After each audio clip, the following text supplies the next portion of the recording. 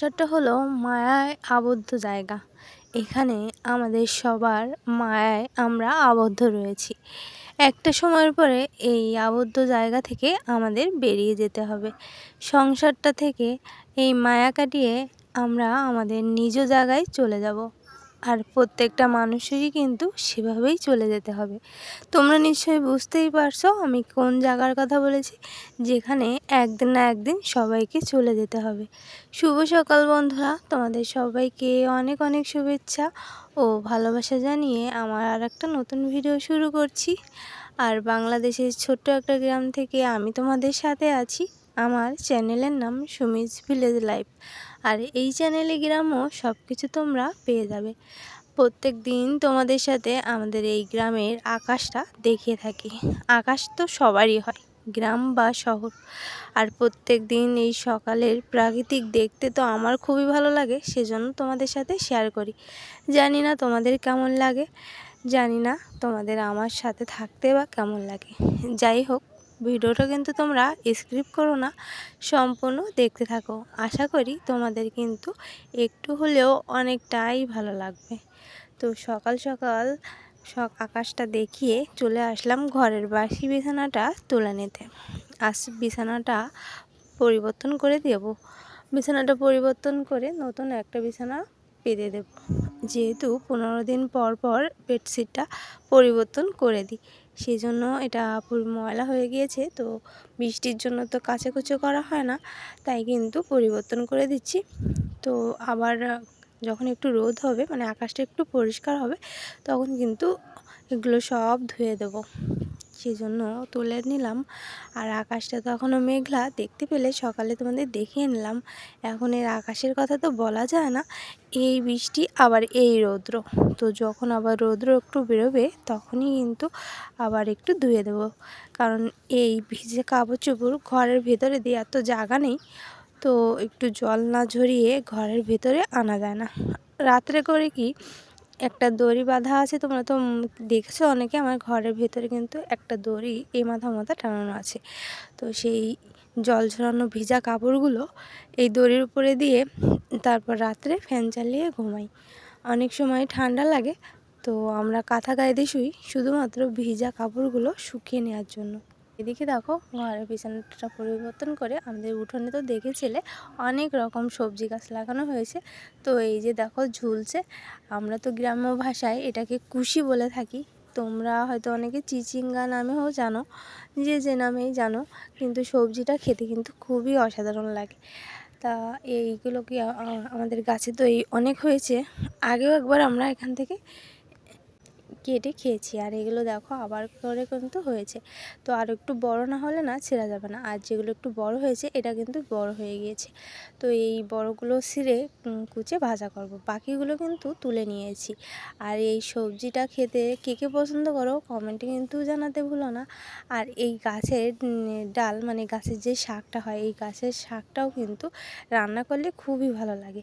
আজ কিন্তু সব এই বাড়ির সবজি দিয়েই কিন্তু রান্নাবান্না করব, যেহেতু এটা রবিবারের ভিডিও। আর রবিবারটা তো নিরামিষ খাওয়া হয়, আর সোমবারে তো বাবার পুজো থাকে, তো রবিবারটা নিরামিষের জন্য কিন্তু এই সবজিটা নিয়ে এসেছি। মানে এই কুশি ভাজা করব বা চিচিঙ্গা, এগুলো কুচিয়ে ভাজা করব। আর এর যে গাছ আছে সেই গাছটা দিয়ে আলু দিয়ে পেঁপে দিয়ে একটা তরকারি করে নেব।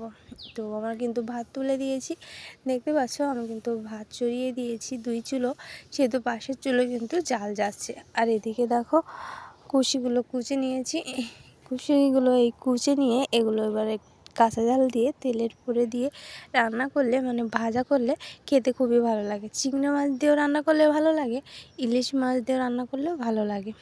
তো আমার কাছে চিংড়ি মাছ দিয়ে বেশি ভালো লাগে। আর আজ নিরামিষ রান্না করেছিলাম, তো কিন্তু খুবই ভালো লেগেছিলো। আর এগুলো একদম জালি, আর এগুলো দেখতে মনে হচ্ছে অনেকটা, কিন্তু যখন ভাজা করব না তখন একদম কমে অল্প হয়ে যাবে, কারণ জালি তরকারি কিন্তু একদম কমে যায়। তো এই যে ওর ডালগুলো, মানে যে শাকগুলো, ওই কুশির ডাঁটা মানে চিচিঙ্গা যে ডাঁটা বলি, বারবার কুশি বলে ফেলছি কারণ আমরা তো গ্রাম ভাষায় কুশি বলি, তাই কিন্তু বারবার কুশি বলা হয়ে যাচ্ছে। তো ওই চিচিঙ্গার এই গাছগুলো সেগুলো কিন্তু এই ডাঁটাগুলো কেটে নিয়েছি, আর এই ডাঁটাগুলো খেতে খুবই মিষ্টি মিষ্টি লাগে। তোমাদের বাড়ি যদি থাকে তো একবার খেয়ে দেখো, খুবই ভালো লাগে।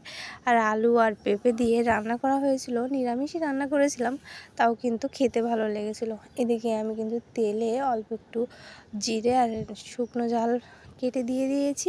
ওই কুশিগুলো ভাজা করে নেবো, সেই ভাজা করছি, আর তোমরা আমার সাথে থাকো, দেখতে থাকো।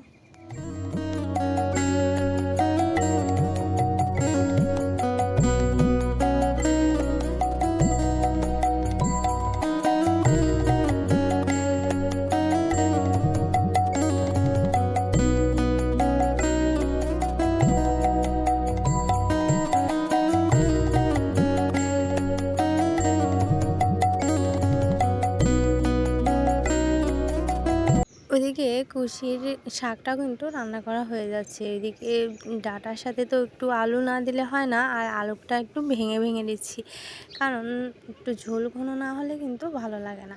আর এই যে দেখো আমি ঢেলে দিয়েছি তেলটা একটু গরম হয়ে গিয়েছিল আর ঢেলে দিয়েছি। আর এবার একটু ভালো করে নাড়িয়ে নেবো, নিয়ে একটু ঢাকা দিয়ে থবো, তারপর যখন কমে আসবে তখন কিন্তু লবণ আর হলুদ দিয়ে দেবো। এই প্রথম অবস্থাতে লবণ দিয়ে দিলে না ওই লবণটা বেশি হয়ে যায়, কারণ পরবর্তীতে কতটুকু কমে যাবে ততটুকু বোঝা যায় না, সেজন্য আমি প্রথমের দিকে না দিয়ে একটু শেষের দিকেই দেবো, মানে একটু ভাবে সেদ্ধ হয়ে যাবে, মানে কমে আসবে, তারপরে কিন্তু দিয়ে নেব।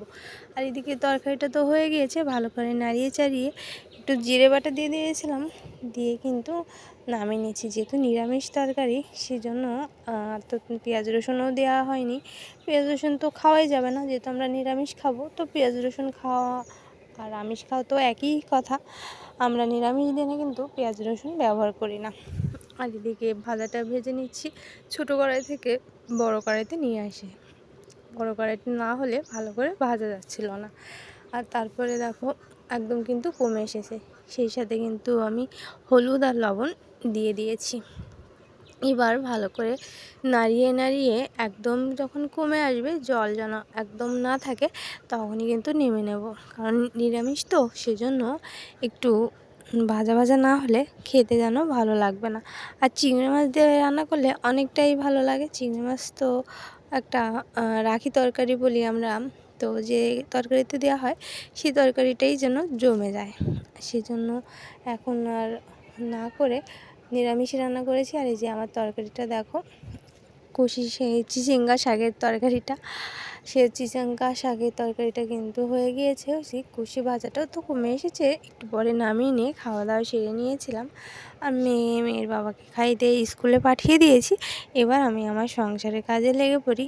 আমরা তো আমাদের সংসারটাকে যত্ন করে গুছিয়ে আগলে রাখতে ভালোবাসি, সেজন্য তো আমরা প্রত্যেক দিন আমাদের সংসারটাকে কিন্তু এভাবে গুছিয়ে রাখি। তো দেখতে পাচ্ছ ঘরের ভিতরটা কিন্তু ভালো করে ঝাড় দিয়ে করে নিচ্ছি। প্রত্যেক দিন একই রুটিনে আমাদের এই কাজ চলা, আর এভাবে টাইম বা টাইম কাজগুলো করতে কিন্তু আমার বেশ ভালো লাগে। তো সকালে ঘুম থেকে উঠেই রান্নাবান্নার আগে যদিও অনেকগুলো কাজ থাকে, যেমন আমরা তো কাঠের চুলোয় রান্না করি, তো কাঠের চুলোয় রান্না করতে গেলে ওই ছাইটা তুলে পরিষ্কার করতে হয়, চুলোটা লেপে পুছে পরিষ্কার করে নিতে হয়। আর আমাদের তো ট্যাপ নেই, সেই জন্য কিন্তু বালতিতে করে জল এনে এনে কলস ভরতে হয়, বালতিতেও জল রাখতে হয়, সেই জল দিয়েই রান্নাবান্না করা হয়। তারপরে ধোয়াপালা থাকে, সেই ধোয়াপালার জলটাও বাইরে যেয়ে ফেলে দিয়ে আসতে, মানে আনুষঙ্গিক অনেক কাজ থাকে। যদিও কাঠ বোরে টোরে এগুলো আগেই এনে রাখা হয়, সেজন্য আর সকালবেলা ওই ঝামেলাটা থাকে না।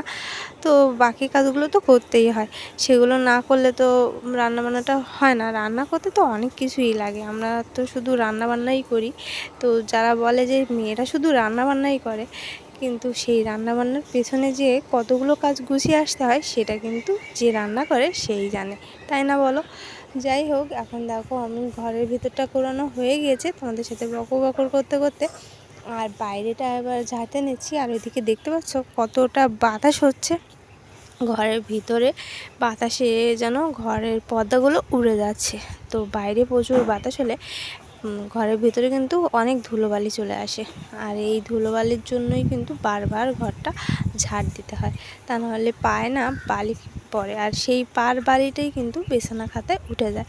সেজন্য বারবার করে ঘরটা ঝাড় দিয়ে পরিষ্কার করতে হয়।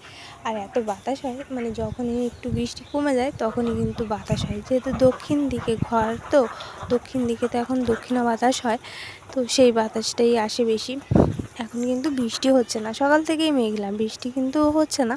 তো ভাবলাম কাপড় চোপড়গুলো কিন্তু কেচে দেবো, সেই জন্য ঘর বাড়িটা ঝাড় দিয়ে নিচ্ছি। আর যে বিছানার চাদর টাদরগুলো উঠিয়ে দিয়েছিলাম, মেয়ের কিছু কাপড় চোপড় আছে, আমার কিছু মেক্সি আছে, সব কিছুই কিন্তু কেচে ধুয়ে দেবো। আর সেই কাঁচা ধোয়ার জন্য না ওই পুকুরেই যেতে হবে, আর সেই পুকুরে যাওয়ার পরটা তো পুরো কাদা কাদা হয়ে রয়েছে, কারণ বৃষ্টি হলে তো আমাদের চারিদিকে কাদা থাকে, তোমরা তো দেখেছো উঠোনে কাদা থাকে। আবার এই উঠোন থেকে যখন পুকুর পাড়ের দিকে যাব তখনও কিন্তু পুরো কাদা কাদা থাকে। অনেকটা কষ্টকর একটা সময় এই বৃষ্টির সিজন, তাও চারিদিকে জল জল কাদা কাদা থাকে, তার মধ্যেও নিজেদের সমস্ত কাজ গুছিয়ে নিতে হবে। আর এই যে দেখো, আমরা কিন্তু বালতির ভিতরেই সার্ফের গুঁড়ো দিয়ে নিয়েছি, আর এই বাকি কাপড় চোপড়গুলো ভিজিয়ে দেবো। তাহলে ভিডিওটা কেমন লাগলো কমেন্টে জানাতে ভুলো না। ভালো থাকো।